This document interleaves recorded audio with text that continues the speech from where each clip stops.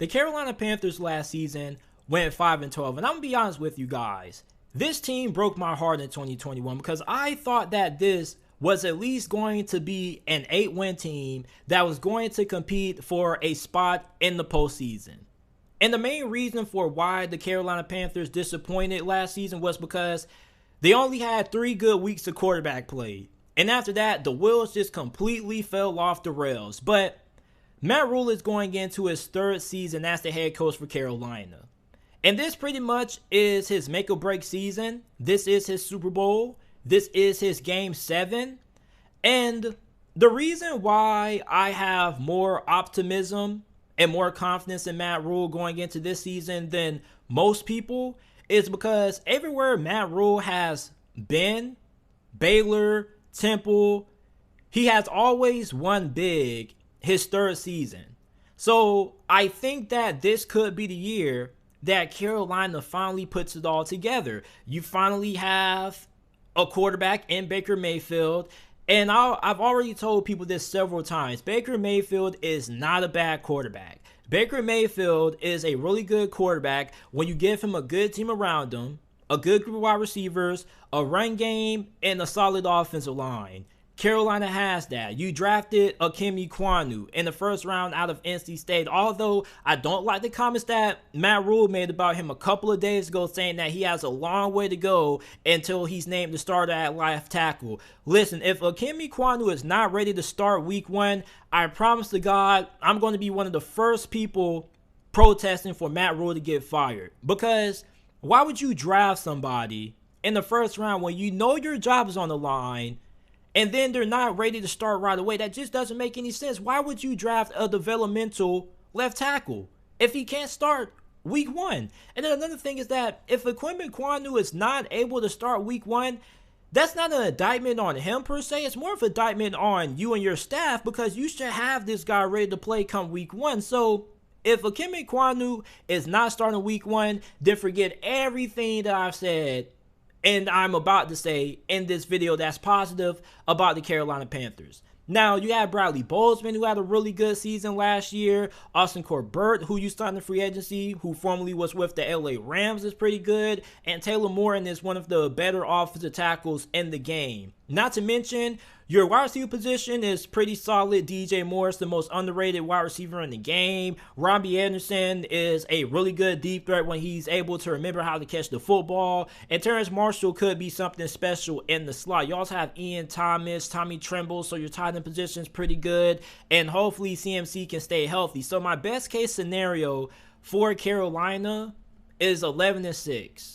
All Carolina needs is some good quarterback play. They don't even need elite or great quarterback play. They just need somebody who can take care of the football and get the job done because this defense is going to be absolutely phenomenal this year. This is one of the best up-and-coming young defenses in the NFL. You got Brian Burns, Derek Brown, you get Matt Ioannidis, who although he's getting up there in age, he's still pretty productive. Your 2 Gross Matus could be in for a great year. The linebacker position, a lot of Panthers fans aren't really all that high on Shaq Thompson, but I mean, I think he's all right. Okay, your linebackers may not be anything special, but I mean, you can make up for it since the fact that you have a good defensive line, and your secondary also should be really good. Dante Jackson is solid. You got CJ Henderson. JC Horn is coming back after getting his rookie season cut short, and we already know that Jeremy Chin is one of the best young safeties in the NFL. So the defense is going to be good. The question is this offense going to be able to sustain drives and put up points? Because last year,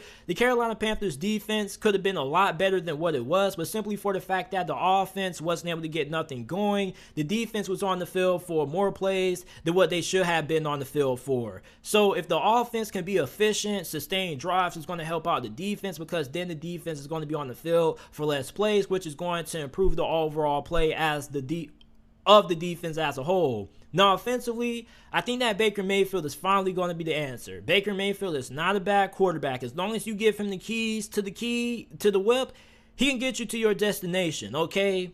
And for Baker Mayfield, I feel like he kind of has been villainized unfairly. It's crazy because In 2020, after the Cleveland Browns made it to the playoffs, right?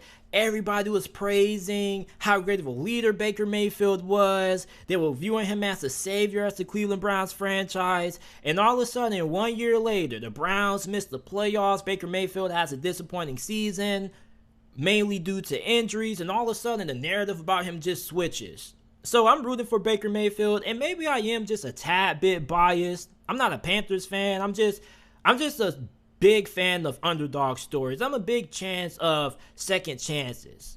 And I'm really rooting for Baker Mayfield to make things work out. And I don't think that Baker Mayfield is going to end up being like Sam Darnold. He's not a project quarterback. He's not somebody who just needs to be fixed from the ground up. He's just somebody who just really needs somebody to believe in him. He needs somebody to give him a shot, because Baker Mayfield, one thing about this guy has been an underdog his whole entire life. This guy had to walk on, twice? And he ended up being the first overall pick and a Heisman Trophy winner. This is somebody who puts a lot of time and effort into his craft. Like, I'm not really concerned about Baker Mayfield this year, and I'm willing to put money that Baker Mayfield ends up working out at quarterback for Carolina.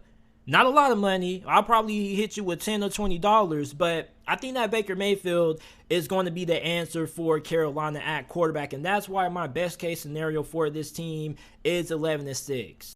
Now, my worst case scenario for Carolina is 6-11. Now, okay, what if I'm wrong about Baker Mayfield? What if the Carolina Panthers once again whiff on quarterback? And then on top of that, the linebacker play drastically impacts the play of the defense, and Carolina is unable to stop the run, and they're unable to cover the middle of the field due to poor linebacker play. That also could hold them back as well. And then Matt Rhule just ends up not just being a good coach, and that fully gets shown in his third year, and he's not able to make it work. So 6-11 is my worst case for Carolina if everything goes left. My overall record prediction for this team is going to be 9-8. I was going to go 10 wins, but they do have a really tough schedule. You have some games in there that you should be able to win, such as the Giants. You play Atlanta twice. You also get to play the Seattle Seahawks and the Detroit Lions. So those are all winnable games. But outside of those matchups, they're going to be in some really, really tough games. I mean, week 1, you're playing against the Cleveland Browns, but it's going to be without Deshaun Watson. So you could win that one. And then you get to play the New York Giants on the road, so you should be able to go 2-0. And then you got to play the Saints and the Cardinals, so maybe you could upset Arizona.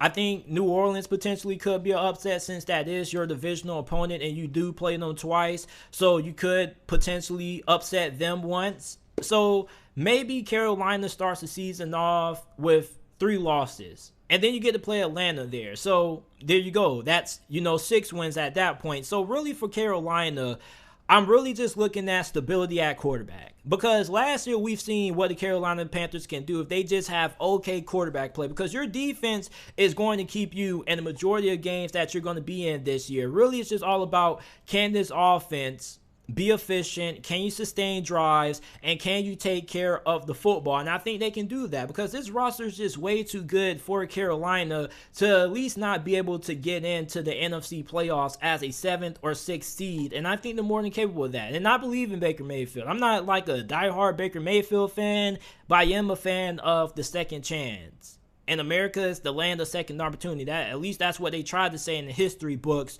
So for Baker Mayfield, I think that he is going to be the quarterback that's finally going to be able to somewhat solve Carolina's quarterback woes. And I think if he ends up panning out, as I think that he will, then I think that the Carolina Panthers will end up winning 9 games and they will be able to sneak into the playoffs this season. So let me know how you guys feel about the Carolina Panthers. How many games do you have them winning down in the comment section down below? And I appreciate you guys for listening to this episode of the JT Sports Podcast.